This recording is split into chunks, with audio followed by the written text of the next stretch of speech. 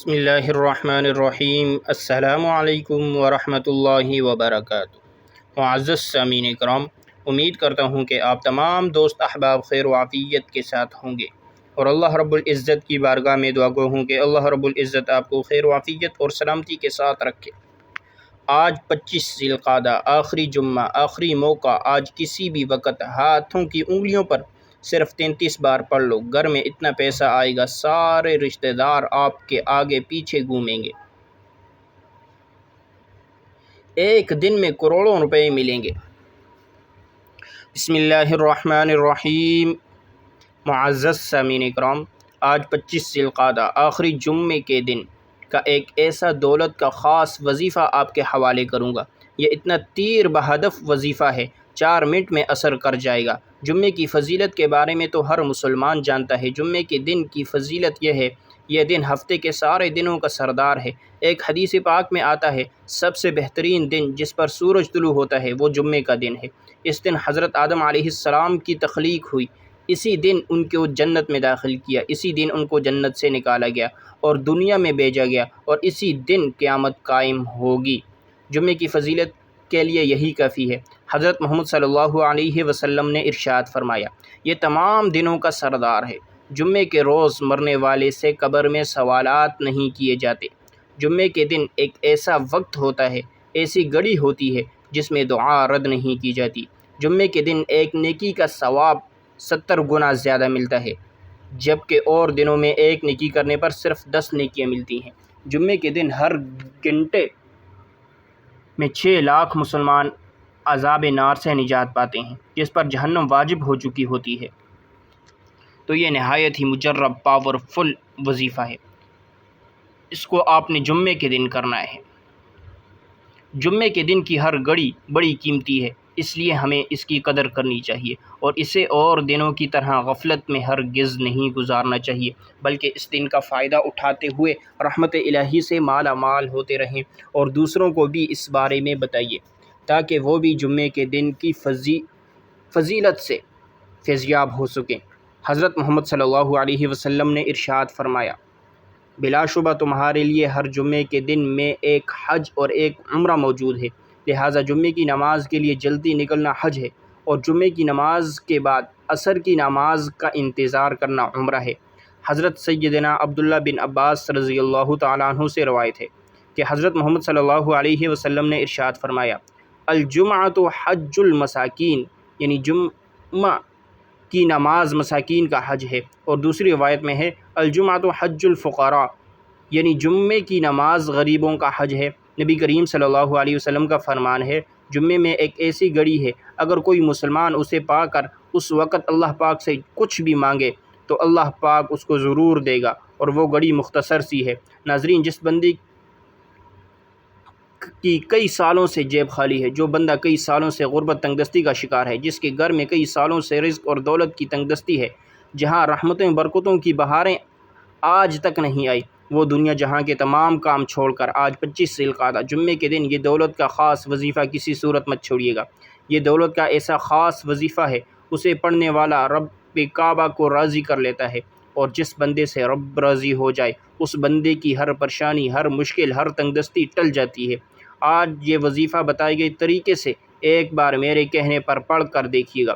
جمعے کے دن میں یہ وظیفہ پڑھنے کی دیر ہے، تقدیر بدل جاتی ہے۔ یہ وظیفہ آج تک جس نے پڑھا، رب نے بے شمار رحمتوں برکتوں سے نوازا۔ یہ وہ وظیفہ ہے جس سے آپ کی اور آپ کے نسلوں کی تمام پریشانیاں ختم ہو جائیں گی۔ حضرت علی رضی اللہ تعالیٰ عنہ نے فرمایا، آج ہماری تباہی اور بربادی کی سب سے بڑی وجہ ہمارے گناہ ہیں۔ اگر کسی کا رزق تنگ ہوتا ہے تو وہ توبہ کرے، اگر پریشانیاں جان نہیں چھوڑ رہیں تو وہ توبہ کرے، اگر کسی پر آزمائش آتی ہے تو وہ توبہ کرے، اگر کسی کے گھر میں فاقے رہتے ہیں، غربت ہے، تو وہ توبہ کرے، اور جس بندے سے رب راضی ہو جاتا ہے پھر اسے مانگنا نہیں پڑتا، اسے غیبی خزانوں سے دیا جاتا ہے۔ حضرت علی رضی اللہ تعالیٰ عنہ نے فرمایا، جب کبھی آپ پر مشکل وقت آ جائے استغفار کرو، اور جب اوقات واقعی انسان سے جانے انجانے میں کوئی ایسا گناہ، کوئی ایسی بات، کوئی ایسا عمل ہو جاتا ہے کہ وہ بندہ رب کی پکڑ میں آ جاتا ہے، اور جب بندہ رب کی پکڑ میں آ جائے تو پھر دنیا کا کوئی بھی وظیفہ، کوئی بھی عمل آپ کو فائدہ نہیں پہنچاتا، جب تک آپ اپنے گناہوں کی سچی توبہ نہیں کر لیتے۔ آپ کامیاب ہو ہی نہیں سکتے۔ اس لیے خدا را آپ نے سب سے پہلے اپنے گناہوں کی سچی توبہ کرنی ہے۔ یہ کامیابی کا راز ہے، آپ کو بتا رہا ہوں۔ آپ میں سے بہت سے لوگ ان باتوں کو پہلے سے جانتے ہیں۔ بتانے کا مقصد کیا ہے؟ کوئی ایسا عمل بتا دیا جائے جو ہمیں واقعی کامیاب کر دے۔ تو استغفار ایک ایسا عمل ہے جو ہمیں گناہوں سے چھٹکارا دے سکتا ہے اور ہمارے رزق میں برکت میں وسعت آتی ہے۔ اور یہ بات بھی ذہن میں رکھیے گا، ہمارے گناہ ہی جس کی وجہ سے ہماری تباہی اور بربادی بڑھتی جا رہی ہے اور ختم ہونے کا نام نہیں لے رہی۔ اگر آپ اس تباہی اور بربادی سے بچنا چاہتے ہیں تو استغفار کی کثرت کریں اور آج کا خاص وظیفہ بتائے گئے طریقے اور ترتیب سے لازمی پڑھیں۔ وقت کی نزاکت کو مد نظر رکھتے ہوئے آئیے ناظرین آج کے اس خاص اور بابرکت عمل کی طرف چلتے ہیں۔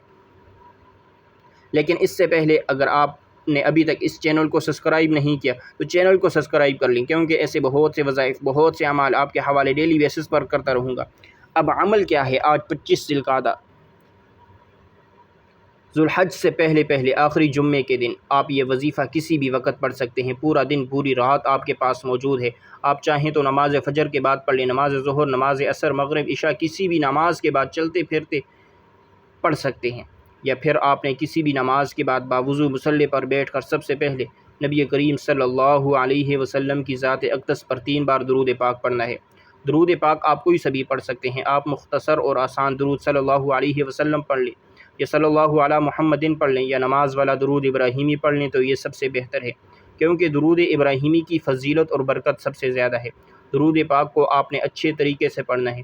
نبی پاک صلی اللہ علیہ وسلم کے پاک فرمان کا مفہوم ہے، جو شخص مجھ پر 1 مرتبہ درود بھیجتا ہے اللہ تعالیٰ اس پر 10 رحمتیں نازل فرماتا ہے، اس کے 10 گناہ مٹا دیتا ہے اور اس کے 10 درجات بلند کر دیتا ہے۔ اس کے علاوہ درود شریف کثرت سے پڑھا جائے تو پریشانیوں سے نجات ملتی ہے۔ 3 بار پڑھنا ہے۔ ایک بار ثواب کی نیت سے میرے ساتھ بھی پڑھیے گا۔ اللہم صلی علی محمد وعلی آل محمد کما صلیت علی ابراہیم وعلی آل ابراہیم انکا حمید مجید۔ اللہم بارک علی محمد وعلی آل محمد کما بارکت علی ابراہیم وعلی آل ابراہیم انکا حمید مجید۔ درود پاک آپ نے صرف 3 بار پڑھنا ہے۔ 3 بار درود پاک آپ نے پڑھنا ہے۔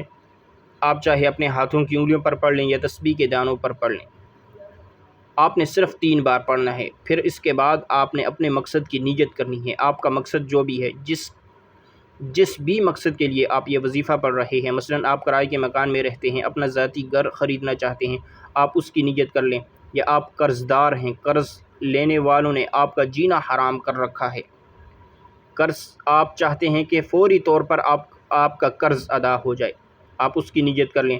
آپ کی اولاد نافرمان ہے، اپنی اولاد کو آپ اپنے تابع کرنا چاہتے ہیں، اس کے لیے آپ یہ وظیفہ پڑھ لیں۔ نافرمان شوہر ہے، اس کے لیے پڑھ لیں۔ آپ اپنے بچوں کی شادی کہیں اچھی جگہ کرنا چاہتے ہیں، اس کی نیت کر لیں۔ الغرض جو بھی آپ کا مقصد ہے، جو بھی آپ کی حاجت ہے، اس کی نیت کرنے کے بعد آپ نے ایک بار اعوذ باللہ من الشیطان الرجیم بسم اللہ الرحمن الرحیم پڑھ کر وظیفے کا آغاز کرنا ہے۔ یاد رکھیے گا، جس کام کے شروع میں تعوذ اور تسمیہ پڑھ لیا جاتا ہے اس میں خیر ہوتی ہے، اس میں برکت ہوتی ہے، اس میں سلامتی ہوتی ہے۔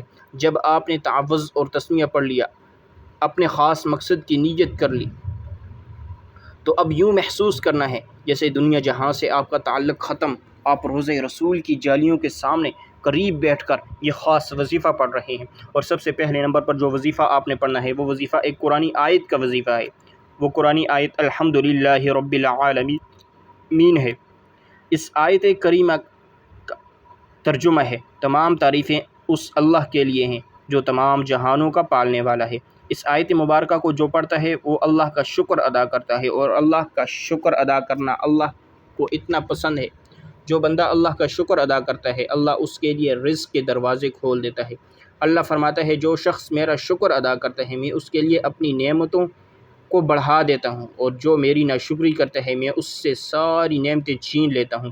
اس لیے آج آپ نے الحمدللہ رب العالمین کو پڑھ کر اللہ کا شکر ادا کرنا ہے، اور اس کے لیے آپ نے اس آیت مبارکہ کو کیسے پڑھنا ہے اور کتنی بار پڑھنا ہے، توجہ کیجیے گا۔ الحمدللہ رب العالمین، الحمدللہ رب العالمین، الحمدللہ رب العالمین۔ اس طرح سے آپ الحمدللہ رب العالمین کو اپنے ہاتھوں کی انگلیوں پر پڑھ لیں یا تسبیح کے دانوں پر پڑھ لیں۔ آپ نے صرف 100 بار پڑھنا ہے، یعنی آپ نے ایک مکمل تسبیح اس آیت مبارکہ کی پڑھنی ہے۔ بڑے آرام سے، بڑے سکون سے، بڑے توجہ اور دھیان کے ساتھ پڑھیے گا۔ تعداد میں کمی پیشی نہیں کرنی، جتنی تعداد بتائی گئی ہے اتنی ہی تعداد میں پڑھنا ہے۔ تعداد میں اگر کمی پیشی ہو گئی تو اس کے ذمہ دار آپ ہوں گے۔ سب سے پہلے آپ نے الحمدللہ رب العالمین کو ہاتھ کی انگلیوں پر صرف 100 بار پڑھنا ہے۔ 100 دانوں کی ایک تسبیح پڑھنے کے بعد اب دوسرے نمبر پر جو وظیفہ آپ نے پڑھنا ہے وہ اللہ تعالیٰ کے 2 صفاتی ناموں کا وظیفہ ہے۔ وہ مبارک نام یا رزاق یا فتاح ہے۔ یا رزاق اے رزق دینے والی ذات، یا فتاح اے مشکلوں پر قابو پانے والی ذات۔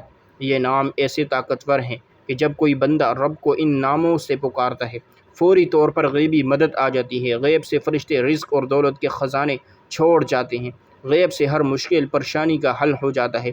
وہ جو کئی سالوں سے رکے ہوئے کام ہیں، کئی سالوں سے پریشانیوں ختم ہونے کا نام نہیں لے رہی، یہ وظیفہ پڑھتی ہی ہر پریشانی کا حل ہو جاتا ہے۔ آپ نے ان مبارک ناموں کو کیسے پڑھنا ہے اور کتنی بار پڑھنا ہے یہ سمجھ لیں۔ یا رزاق یا فتاح، یا رزاق یا فتاح، یا رزاق یا فتاح۔ اس طرح سے آپ یا رزاق یا فتاح کو ہاتھوں کی انگلیوں پر پڑھ لیں یا تسبیح کے دانوں پر پڑھ لیں۔ آپ نے صرف 33 بار پڑھنا ہے۔ صرف 33 بار یا رزاق یا فتاح پڑھنے سے آپ کے بند راستے کھل جائیں گے، آپ کی تقدیر کے بند تالے کھل جائیں گے، رکاوٹیں ہٹ جائیں گی، بندشیں دور ہو جائیں گی، دنیا کی ہر شے خود چل کر آپ کے پاس آ جائے گی۔ تو اس سے بڑھ کر اور کیا چاہتے ہو؟ یا رزاق یا فتاح پڑھنے سے اللہ بے شمار رزق دیتا ہے، تمام تنگ دستیاں ختم ہو جاتی ہیں، ہر رکاوٹ دور ہو جاتی ہے، ہر پریشانی دور ہو جاتی ہے، اللہ منہ سے نکلی ہر حاجت کو پورا فرماتا ہے۔